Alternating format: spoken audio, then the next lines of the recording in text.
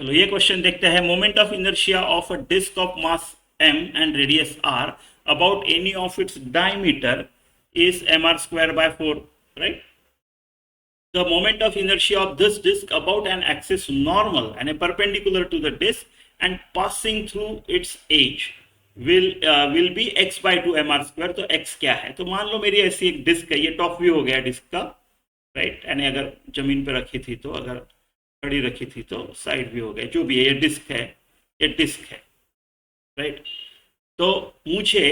इसके एज पे कहीं तो पॉइंट है और वो परपेंडिकुलर ऐसा है, राइट, गोइंग इनटू और कमिंग आउट, बट ये जो प्लेन में मैंने डायग्राम निकाली है उस प्लेन को परपेंडिकुलर, तो मैं मान लो इट इज गोइंग इन, ऐसा अपना स्टैंडर्ड, राइट, ये निकाल दिया मैंने, ऐसा है, इस एक्सिस के अबाउट निकालना है। मुझे दिया है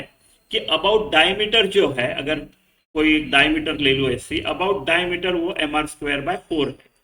राइट, इसका एम आर स्क्वायर बाय 4 दिया है,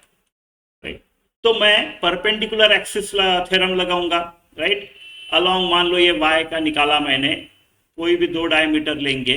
एक प्लेन में है, प्लेनर बॉडी है, लगा सकते हैं, अगर उसको ऐसा हॉरिजॉन्टल लगा दिया तो हॉरिजॉन्टल प्लेन हो गया, मान लो x y plane, y x, तो प्लेनर है, तो ये ऐसा perpendicular going through the centre में क्या आएगा,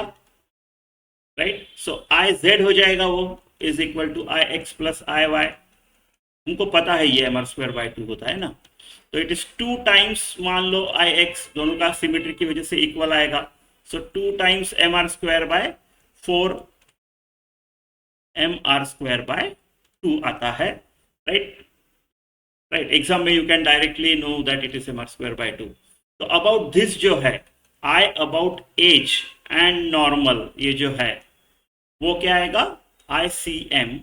M R square by 2 plus M R square, ये रेडियस इतना दूर है अगर एज पे है तो बस यही करना है, तो एम आर स्क्वायर बाय 2